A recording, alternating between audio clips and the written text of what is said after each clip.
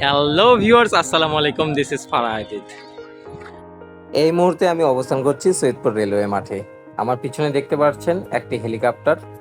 হ্যাঁ, এই হেলিকপ্টার দেখার জন্যই এই রেলওয়ে মাঠে আসা। ঢাকা থেকে ছেড়ে আসা এই হেলিকপ্টারটি আজকে অবতরণ করেছে এই সৈয়দপুর রেলওয়ে মাঠে। হেলিকপ্টারের অবতরণ দেখে আশপাশের এলাকাবাসীর মধ্যে একটি উৎফুল্ল ছড়িয়ে পড়ে। এই হেলিকপ্টারটি দেখতে ইনাদের মতো আমিও বা আমার মতো ইনারাও এই রেলওয়ে মাঠে চলে এসেছি। খোঁজ নিয়ে জানতে পারলাম সৈয়দপুরের এক বাসিন্দা এই হেলিকপ্টার যোগে ঢাকা থেকে সৈয়দপুরে অবতরণ করেছেন। মেঘনা এভিয়েশনের R66 S28 নামের এই হেলিকপ্টারটিতে যে কেউই ভ্রমণ করতে পারবেন।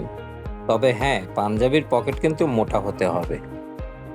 2017 মডেলের এই হেলিকপ্টারটি ম্যানুফ্যাকচার করেছে USA। সর্বোচ্চ 4 জন আরোহী এই হেলিকপ্টারে ভ্রমণ করতে পারবেন।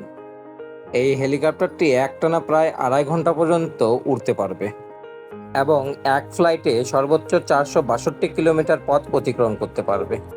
অনেক তো হলো জানাশোনা, এবার আরেকটু জেনে নেই এই হেলিকপ্টারটি ভাড়া করতে আপনাকে কত টাকা গুনতে হবে।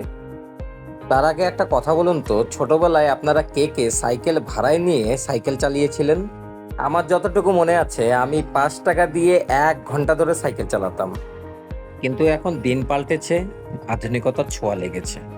আকাশপথে 1 ঘন্টা ধরে এই হেলিকপ্টারে ঘুরতে গেলে প্রতি ঘন্টা প্রতি আপনার খরচ হবে মাত্র 85,000 টাকা। সময়ের উচনিচ হলে ঘন্টা প্রতি আপনাকে আরও 10,000 টাকা গুনতে হবে।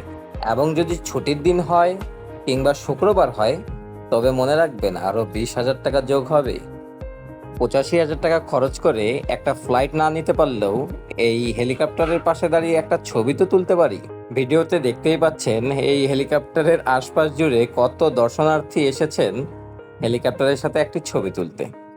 মানবিক এই ফটোগ্রাফার একে একে করে সবারই ছবি তুলে দিচ্ছেন। আমাকে ভিডিও করতে দেখে এক ভাই আবার হাত নাড়ান দিয়ে জানান দিচ্ছেন যে তিনিও এসেছেন এই হেলিকপ্টার দেখতে। সবাই নিজের মন মতো হেলিকপ্টারের সাথে ছবি তুলছেন। এদিকে আমাদের মানবতার ফটোগ্রাফার ভাই দর্শনার্থীদের ছবি তুলতে ব্যস্ত সময় পার করছেন। আমাদের আরমান কি বলে শুনুন তো। सॉरी भाईजान। এই তীব্র রোদে হেলিকপ্টারের পাশাপাশি আরো অনেক কিছুই দেখলাম। এই সকল ছোট ছোট মুহূর্তই আমাদের মুখের হাসির কারণ হয়ে দাঁড়ায়। এই তীব্র গরমে ধৈর্য ধরে যারা আমার ভিডিওটি দেখেছেন তাদের সকলকে জানাই মোবারকবাদ। ভালো থাকবেন, সুস্থ থাকবেন, আবারও দেখা হবে কোনো এক ভিডিওতে। আল্লাহ হাফেজ।